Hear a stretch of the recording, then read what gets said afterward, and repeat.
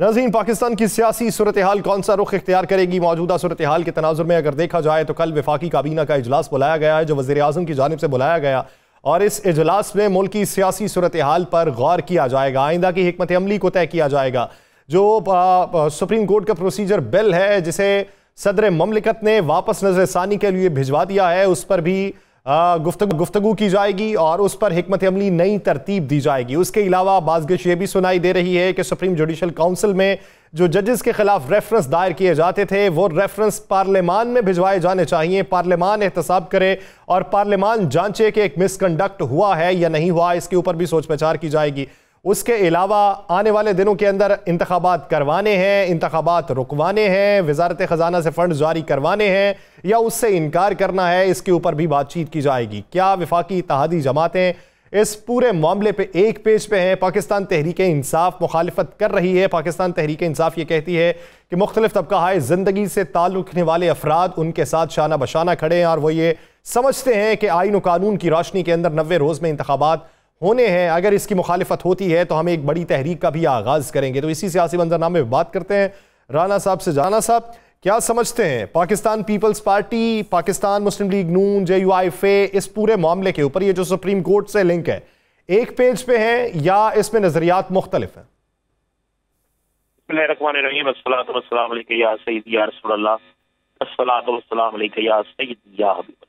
देखिए यहाँ सर, दो चीजें ज़हन में रखिएगा।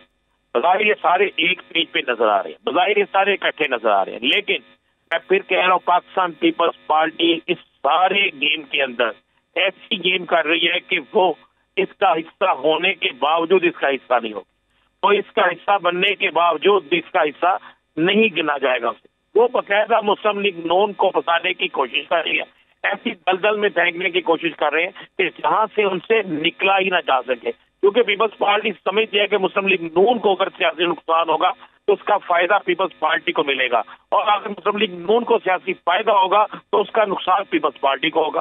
तो पीपल्स पार्टी किसी सूरत में अपना नुकसान नहीं करना चाहती।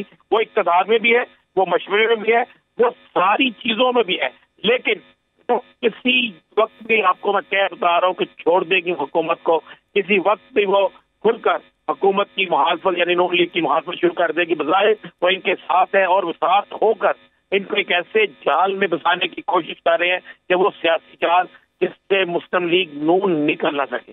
जहाँ तक मौलाना फजलुर रहमान साहब की बात है, देखिए मौलाना फजलुर रहमान साहब की जमात जो है उसमें और पीपल्स पार्टी में बड़ा फर्क है। पीपल्स पार्टी एक सूबे में इक़्तिदार में है, मौलाना फजलुर रहमान साहब की जमात किसी सूबे में इक़्तिदार में नहीं है।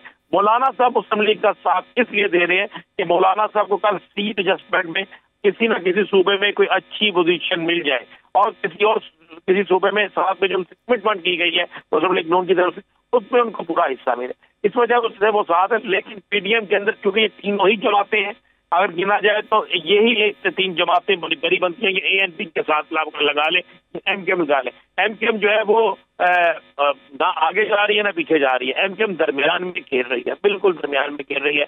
वो इस तरह खेल रही है कि जिस वक्त मौका मिलेगा उन्हें वो छोड़ के चले जाएंगे। साहब ये बताइए, MKM के साथ बातचीत क्या हुई? ये जो वज़ीर आज़म को खुद जाना पड़ा, जाके मुलाकात की, ये MKM के साथ जो वादे और यकीन दहानियां करवाई गई थी, क्या उस पर अमल दरामद का कोई इशारा दिया गया है या अभी भी उन्हें फिर से मुस्तकबिल के अंदर किसी यकीन दहानी पे लगा दिया गया? देखिए मेरे पास इतना ये है कि MKM को सिर्फ एक झूठा दिलासा दिया गया है। MKM को एक ऐसा दिलासा दिया गया है कि जिस पर वो कुछ दिन और MKM निकाल सके और भी हुकूमत की छतरी के नीचे रहे, लेकिन MKM के ऊपर इतना ज्यादा अपने लोगों का प्रेशर है कि वो हर सूरत में उन्हें कह रहे हैं कि आप हुकूमती वानों से बाहर आ जाए, नहीं तो आइंदा इलेक्शन में आपको ये नशिस्तें भी मिलेंगी जो मौजूदा नशिस्तें आपके पास हैं। ये मैं आपको बिल्कुल कह रहा हूँ, वज़ीर आज़म साहब एक दफा छोड़ के 6 दफा और चले जाएं। ये दलासे हैं, ये दलासे उसी सियासी दलासे हैं जिसमें आप यकीन दहानी करवा के आते हैं जनाब बेफिक्र हो जाए कि आपके सारे काम हो जाएंगे। क्या MKM के दफातर खुल गए? क्या MKM की जितने मुतालबात थे उनमें से कोई एक मुतालबा पूरा हुआ? नहीं हुआ। आप MKM से पूछ रहे हैं, वो यही कहेंगे कि नहीं पूरा हुआ, लेकिन हम हुकूमत के साथ है। लेकिन राना साहब ये सवाल बनता है, आप कह रहे हैं कि MKM के अपने लोगों ने कहा कि आप इनसे अलहदगी इख्तियार कर लें। अपने लोग उनके हैं कितने? ये तीन पार्टीज के जम होने के बाद इख्तलाफात तो शिद्दत इख्तियार कर रहे थे इनके। देखिए अपने लोग इनके MKM की एक बात हमें माननी पड़ेगी, MKM की एक कुव्वत कराची में मौजूद है तुरंत MQM سے باغی ہو گئی ہے. اس لیے باغی ہو گیا کہ MQM جو ہے اس کے فیصلے درست نہیں ہو رہے, MQM عوامی فیصلے نہیں کر رہی. اب وہی لوگ جب یہ اکٹھے ہوتے ہیں تو وہی لوگ ان پر پریشر ڈالتے ہیں. جب یہ اپنے لوگوں میں جاتے ہیں, ایگزیکٹو کونسل میں جاتے ہیں, رابطہ کمیٹی میں جاتے ہیں, تو وہاں پر پریشر پڑتا ہے کہ آپ کو حکومت سے باہر نکلنا چاہیے.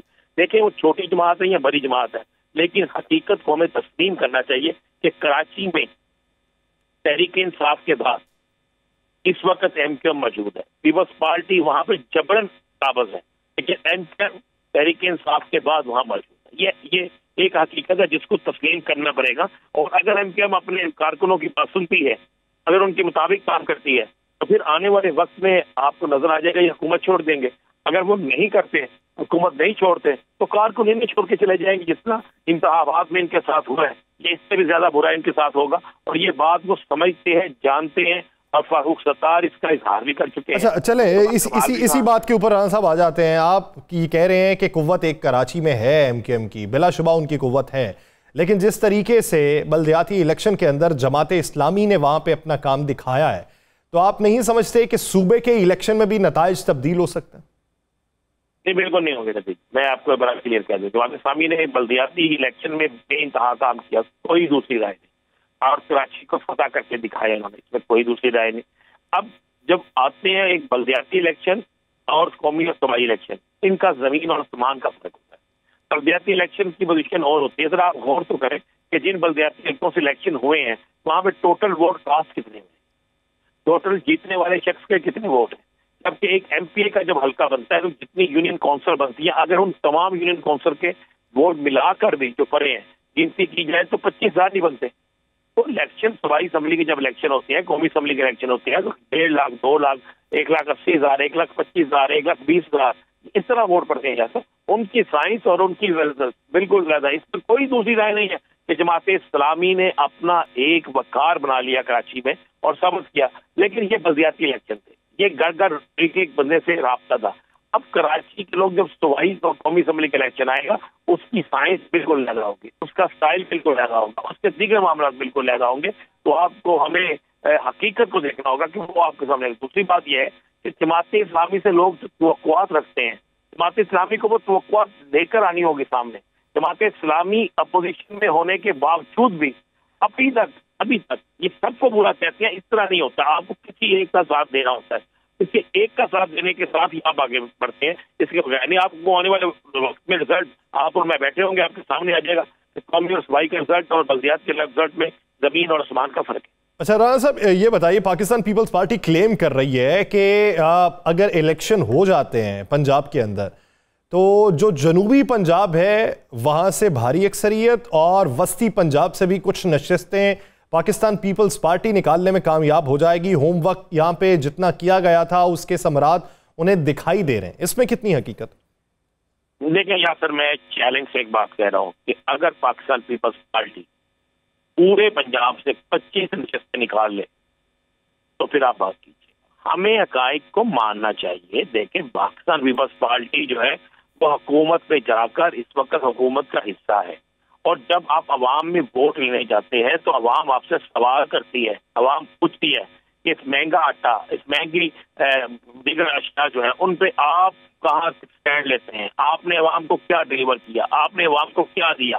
اب آپ آگے ہیں کہ ہم تبدیلی لائیں گے. آپ یہ پہلے بتائیں سندھ میں کیا تبدیلی لائے؟